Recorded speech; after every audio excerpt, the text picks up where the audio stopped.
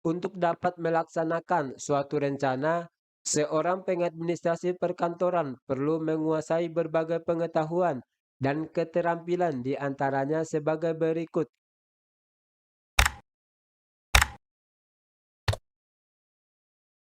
Assalamualaikum warahmatullahi wabarakatuh. Pada kesempatan ini kita akan membahas soal-soal tes kompetensi teknis untuk P3K ya, yaitu Jabatan Pengadministrasi Perkantoran. Ya, langsung saja di nomor satu, keseluruhan proses pengelompokan orang-orang, alat-alat, tugas, tanggung jawab, atau wewenang sedemikian rupa sehingga tercipta suatu organisasi yang dapat digerakkan sebagai satu kesatuan untuk mencapai tujuan yang telah ditetapkan adalah maksud dari A. Perencanaan, B. Pengorganisasian, C. Pelaksanaan, D. Monitoring, E. Evaluasi. Ya, jawaban yang benar yang B ya, yaitu pengorganisasian.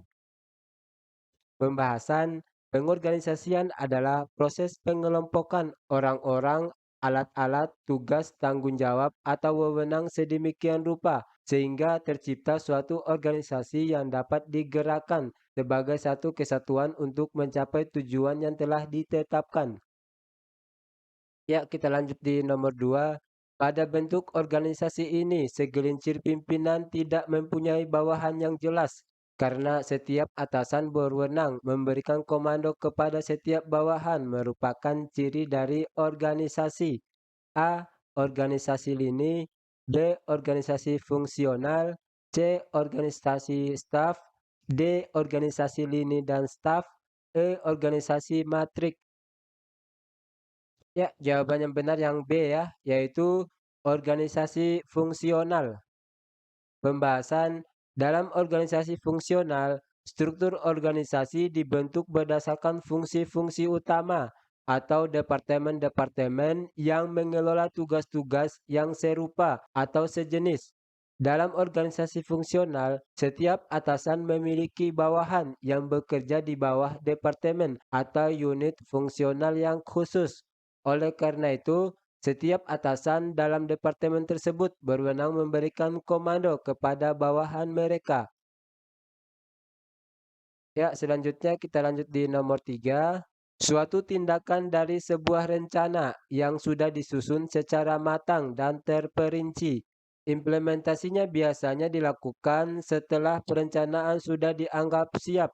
Merupakan maksud dari A. Perencanaan, B. Pengorganisasian, C. Pelaksanaan, D. Monitoring, E. Evaluasi. Ya, jawaban yang benar yang C ya, yaitu pelaksanaan. Pembahasan pelaksanaan adalah tindakan atau langkah konkret dalam sebuah rencana atau program yang sudah disusun secara matang dan terperinci dalam fase perencanaan. Setelah perencanaan selesai dan rencana telah disusun, tahap selanjutnya adalah melakukan pelaksanaan, yaitu mengimplementasikan rencana tersebut dalam tindakan nyata. Ya, selanjutnya di nomor 4. Di bawah ini yang dimaksud dengan laporan adalah A. Menyajikan data secara subjektif didukung pernyataan yang rasional.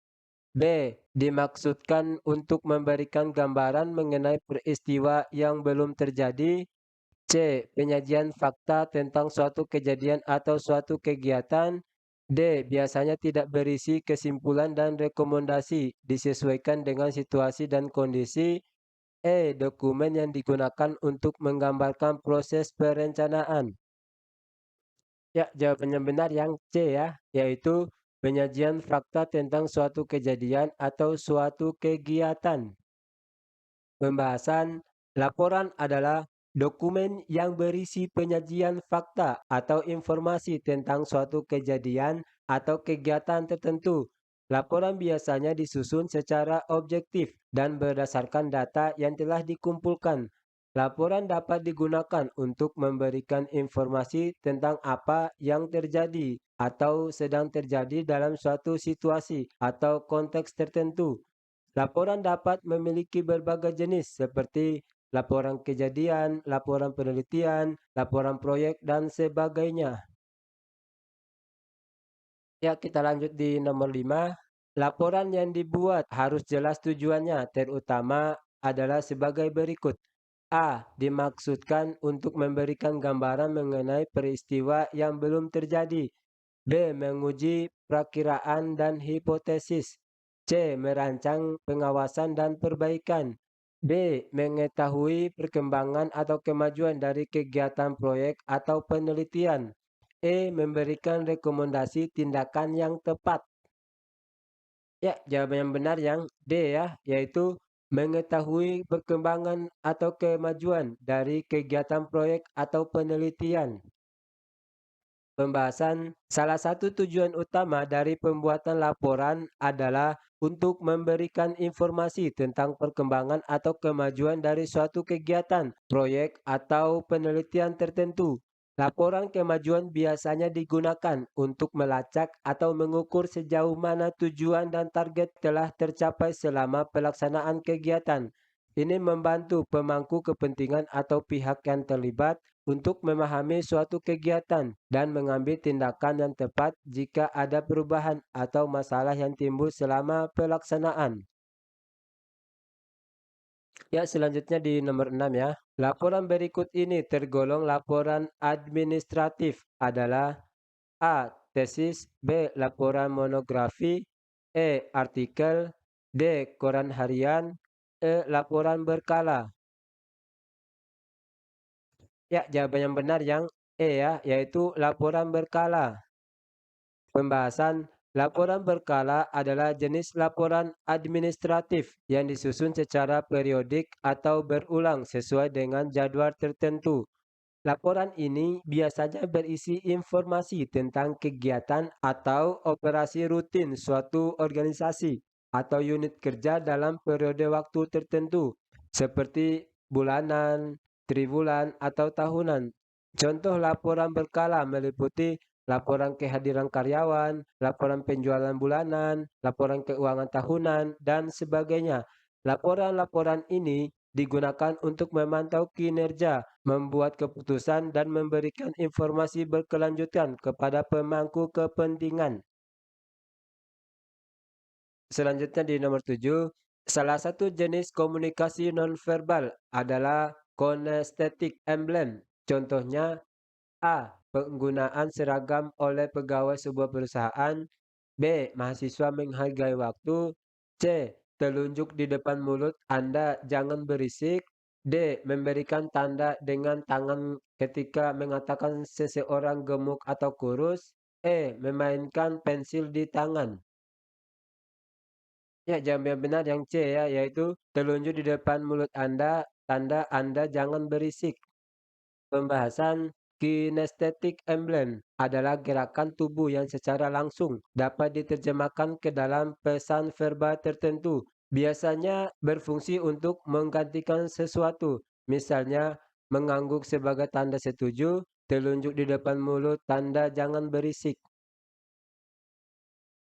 Ya, selanjutnya di nomor 8, komunikasi adalah sesuatu proses yang membuat sesuatu dari yang semula dimiliki oleh seseorang atau monopoli seseorang menjadi dimiliki oleh dua orang atau lebih, merupakan salah satu komponen konseptual pokok teori komunikasi, yaitu A. Kebersamaan, B. Menggabungkan, C. Proses, D. Pengalihan, E. Interaksi. Ya, jawab yang benar yang A ya, yaitu kebersamaan. Pembahasan teori komunikasi kebersamaan adalah suatu proses komunikasi yang membuat sesuatu dari yang semula dimiliki oleh seseorang atau monopoli seseorang menjadi dimiliki oleh dua orang atau lebih. Pak, selanjutnya di nomor 9, apakah unsur terpenting dalam komunikasi verbal? A. Aksi, reaksi. B. Kata dan bahasa. C. Rangsangan atau stimuli yang diterima dari luar. D. Isyarat dan makna. E. Berbicara dan mendengar. Ya, jawab yang benar yang B ya, yaitu kata dan bahasa. Pembahasan kata merupakan lambang terkecil dari bahasa. Kata merupakan lambang yang mewakili sesuatu hal, baik itu orang, barang, kejadian, atau keadaan. Bahasa adalah suatu sistem lambang yang memungkinkan orang berbagi makna. Ya, selanjutnya di nomor 10, kebijakan yang ditetapkan untuk mengatur perilaku individu atau kelompok dalam masyarakat biasanya dibuat oleh pemerintah, lembaga pemerintah, atau instansi lainnya dengan tujuan untuk menciptakan perubahan yang diinginkan dalam perilaku atau praktik tertentu. Kebijakan yang dibuat untuk mengatur perilaku orang atau masyarakat disebut juga dengan jenis kebijakan: A. Substantif, B. Distributif, C. Regulatif, D. Redistributif, E. Material. Ya, jawaban yang benar yang C ya, yaitu regulatif. Pembahasan kebijakan yang ditetapkan untuk mengatur perilaku individu atau kelompok dalam masyarakat disebut kebijakan regulatif. Kebijakan semacam ini biasanya dibuat oleh pemerintah, lembaga pemerintah, atau instansi lainnya dengan tujuan untuk menciptakan perubahan yang diinginkan dalam perilaku atau praktek tertentu. Contohnya termasuk kebijakan kesehatan, pendidikan, lingkungan, ekonomi, sosial, dan lain-lainnya. Ya, selanjutnya kita lanjut di nomor 11.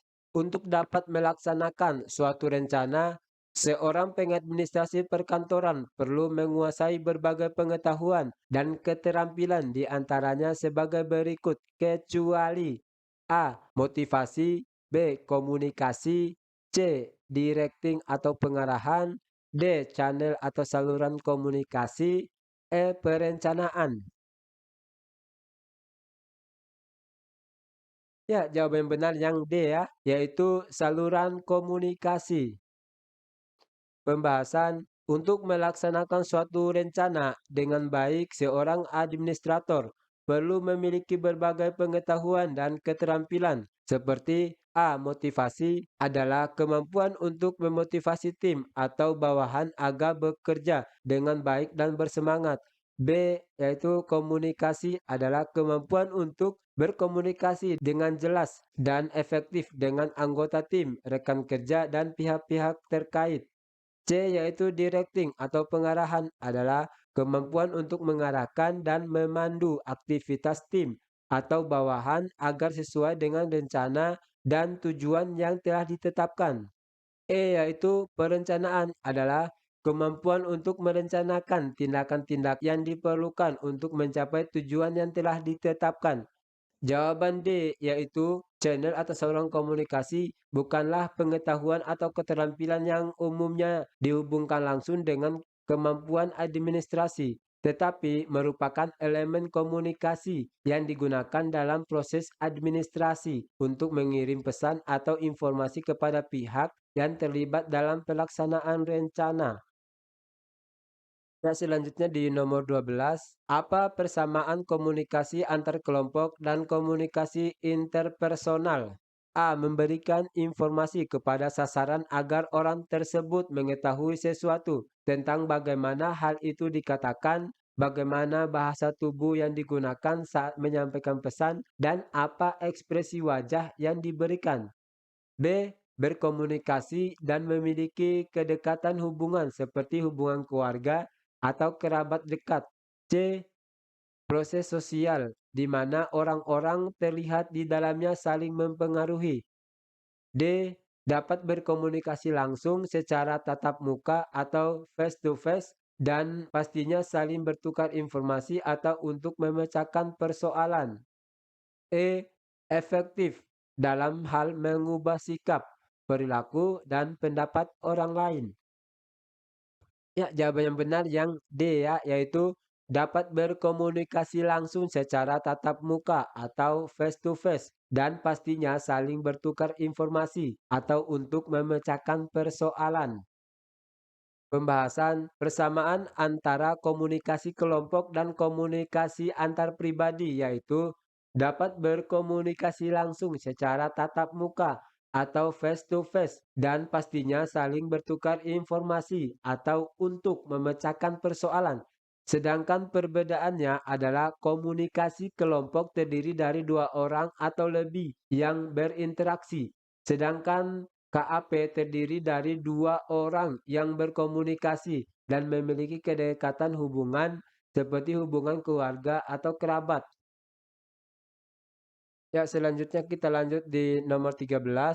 Mengapa komunikasi interpersonal masuk dalam kategori kegiatan aktif? A. Berperan untuk saling mengubah dan mengembangkan. B. Memberi inspirasi, semangat, dan dorongan agar dapat merubah pemikiran, perasaan, dan sikap sesuai dengan topik yang dikaji bersama. C. Mendorong timbulnya sikap yang paling memahami, menghargai, dan saling mengembangkan kualitas. D. Mengetahui pada saat itu tanggapan komunikan terhadap pesan yang dilontarkan pada ekspresi wajah dan gaya bicara. E. Merupakan serangkaian proses saling menerima, penyeraan, dan penyampaian tanggapan yang telah diolah oleh masing-masing pihak. Ya, jawaban yang benar yang E ya, yaitu merupakan serangkaian proses saling menerima, penyeraan, dan menyampaikan tanggapan yang telah diolah oleh masing-masing pihak. Pembahasan komunikasi interpersonal merupakan kegiatan aktif, bukan pasif. Komunikasi interpersonal bukan hanya komunikasi dan pengiriman pada penerima pesan. Begitu pula sebaliknya, melainkan komunikasi timbal balik antara pengirim dan penerima pesan. Komunikasi interpersonal bukan sekedar serangkaian rangsangan tanggapan stimulus respon, akan tetapi serangkaian proses saling menerima, penyeraan, dan penyampaian tanggapan yang telah diolah oleh masing-masing pihak. Ya, selanjutnya kita lanjut di nomor 14. Apa ciri dari teori fungsional dan struktural dalam teori komunikasi? A. Menekankan pengkajian pada hal-hal yang menyangkut pengorganisasian, bahasa, dan sistem sosial. B. Mempunyai kecenderungan memusatkan perhatian pada akibat-akibat yang tidak diinginkan daripada hasil-hasil yang sesuai tujuan. C. Adanya kepercayaan atau pandangan tentang berfungsinya secara nyata struktur yang berada di luar dari pengamat. D. Bersifat dualistis karena kedua-duanya memisahkan bahasa dan lambing dari pemikiran-pemikiran dan objek-objek yang disimbolkan dalam komunikasi. E. Upaya mengidentifikasikan variabel-variabel kognitif yang dianggap penting serta mencari hubungan korelasi di antara variabel. Ya, jawaban yang benar yang C ya, yaitu adanya kepercayaan atau pandangan tentang berfungsinya secara nyata struktur yang berada di luar dari pengamat. Pembahasan ciri dari jenis teori ini, meskipun istilah fungsional dan struktural barangkali tidak tepat, adalah adanya kepercayaan atau pandangan tentang berfungsinya secara nyata struktur yang berada di luar diri pengamat. Menurut pandangan ini, seorang pengamat adalah bagian dari struktur. Oleh karena itu, cara pandangnya juga akan dipengaruhi oleh struktur yang berada di luar dirinya. Ya, selanjutnya di nomor 15. Apa salah satu untuk mengurangi ketidakpastian antara penyampaian pesan dan penerima pesan sehingga nantinya pesan yang disampaikan akan lebih dapat diterima atau dalam kata lain terjadi komunikasi yang efektif? A. Mengetahui tentang konsep diri yang merupakan semua ide, pikiran, kepercayaan, dan pendirian yang diketahui seseorang tentang dirinya sendiri dalam hubungan dengan orang lain. Membuka diri merupakan jembatan untuk menjalin komunikasi yang intim dengan diri sendiri maupun dengan orang lain. C. Membuka diri kepada orang lain. D. Mengumpan informasi untuk nantinya memahami lawan bicara kita sehingga nantinya kita dapat membangun sebuah hubungan yang baik dalam sebuah komunikasi. E. Mengamati orang yang menjadi target dari kejauhan. Ya, jawaban yang benar yang D ya, yaitu mengumpan informasi untuk nantinya memahami lawan bicara kita, sehingga nantinya kita dapat membangun sebuah hubungan yang baik dengan sebuah komunikasi. Pembahasan melalui percakapan dan pengumpulan informasi, kita lebih bisa mengurangi ketidakpastian tersebut. Ketika kita berkomunikasi dengan orang lain, kita akan cenderung untuk mengumpulkan informasi dari lawan bicara kita. Pengumpulan informasi tersebut adalah cara alamiah kita untuk nantinya memahami lawan bicara kita, sehingga nantinya kita dapat membangun sebuah hubungan yang baik dalam sebuah komunikasi. Ya, selanjutnya kita lanjut di nomor 16. Apa fungsi transmission of value dari komunikasi massa? A. Media massa sebagai salurannya, sedangkan memasuk pesan atau data, fakta, dan informasi dengan tujuan memberi pengetahuan dan pendidikan bagi khalayak. B. Menyebarkan nilai pengacu pada bagaimana individu atau khalayak dapat mengadopsi sebuah perilaku dan nilai kelompok lain. C. Saluran media massa, di mana digunakan sebagai alat pemersatu khalayak atau masyarakat yang notabene tidak sama antara satu dengan yang lainnya. D. Mengangkat pesan-pesan yang bersifat mampu menciptakan rasa senang bagi khalayak. E. Alat pengontrol sosial.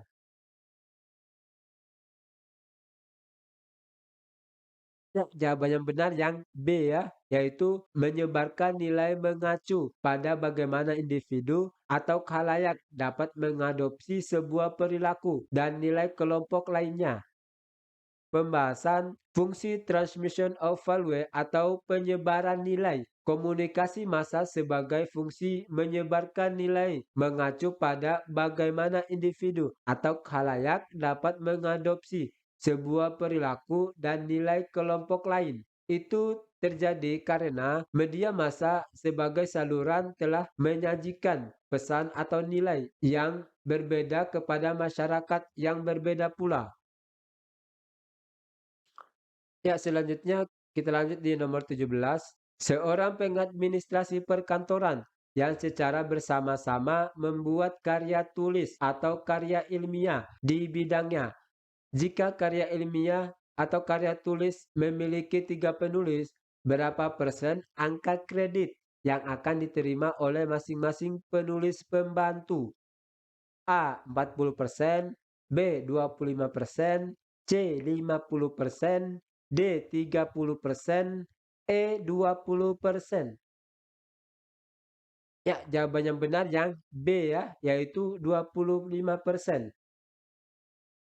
Pembahasan pengadministrasi perkantoran yang secara bersama-sama membuat karya tulis atau karya ilmiah di bidangnya diberikan angka kredit dengan ketentuan sebagai berikut.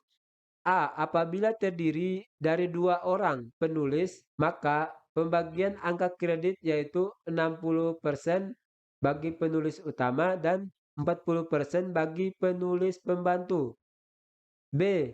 Apabila terdiri dari 3 orang penulis, maka pembagian angka kredit yaitu 50% bagi penulis utama dan masing-masing 25% bagi penulis pembantu. C. Apabila terdiri dari 4 orang penulis, maka pembagian angka kreditnya yaitu 40% bagi penulis utama dan masing-masing 20% bagi penulis pembantu. Dan D. Apabila tidak terdapat atau tidak dapat ditentukan penulis utama dan penulis pembantu, maka pembagian angka kredit dibagi sebesar proporsi yang sama untuk setiap penulis. Ya, selanjutnya di nomor 18 ya. Apa salah satu kondisi motivasi dorongan untuk mengurangi ketidakpastian terhadap seseorang yang baru kita kenal? A. Mengambil suatu tindakan secara langsung untuk mendapatkan informasi mengenai targetnya, tetapi tidak melakukan interaksi secara langsung dengan target. B. Individu melakukan pencarian informasi melalui interaksi langsung dengan targetnya. C. Mengamati orang yang menjadi target dari kejauhan.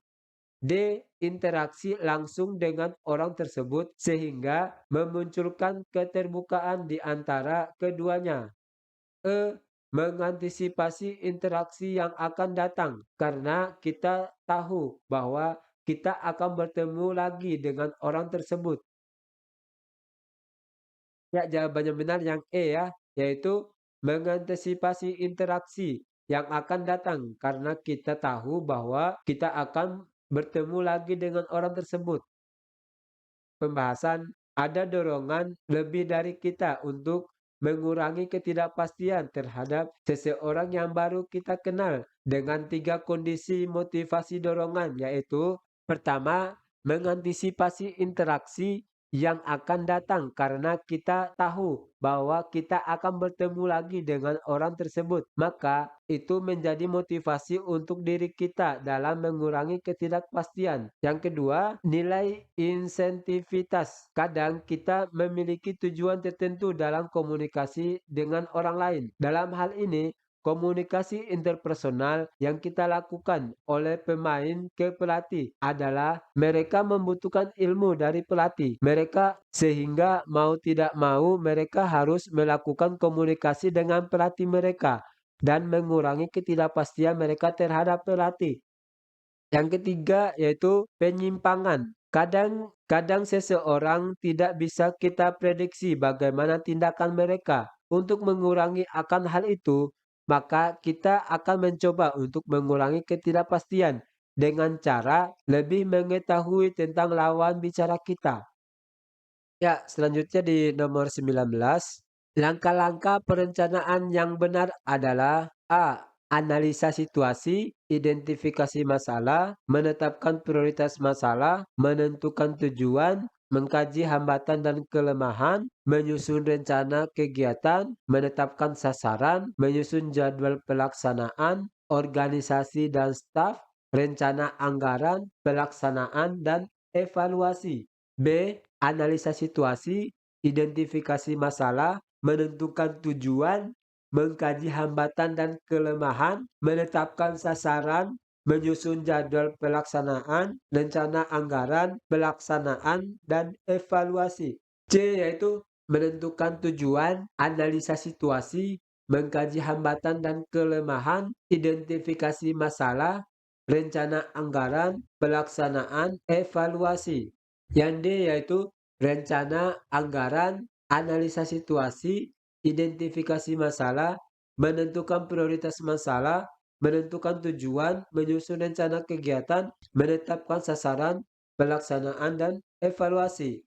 E yaitu menetapkan prioritas masalah, identifikasi masalah, analisa situasi, mengkaji hambatan dan kelemahan, menentukan tujuan, menyusun rencana kegiatan, menetapkan sasaran, menyusun jadwal pelaksanaan, organisasi dan staf, rencana anggaran, pelaksanaan, dan evaluasi. Ya, jawaban yang benar yang A ya, yaitu analisa situasi, identifikasi masalah, menetapkan prioritas masalah, menentukan tujuan, mengkaji hambatan dan kelemahan, menyusun rencana kegiatan, menetapkan sasaran, menyusun jadwal pelaksanaan, organisasi dan staf, rencana anggaran, pelaksanaan, dan evaluasi. Pembahasan langkah-langkah yang benar dalam melaksanakan program atau kegiatan, yaitu pertama itu analisa situasi dan identifikasi masalah adalah langkah awal untuk memahami konteks dan masalah yang perlu diatasi.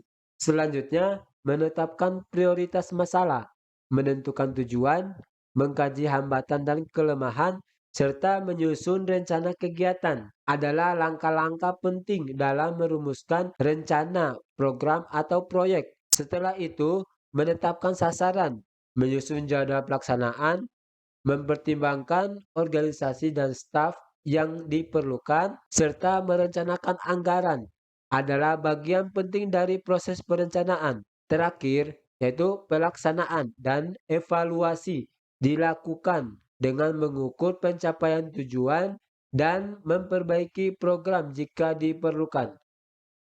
Ya, terima kasih telah mampir di channel kami yaitu Laudembena. Semoga kita semua lulus P3K penuh waktu di tahun 2024 ini ya. Mohon mohon bantu kami dengan menekan tombol like, subscribe, dan share video ini. Ya, terima kasih. Wassalamualaikum warahmatullahi wabarakatuh.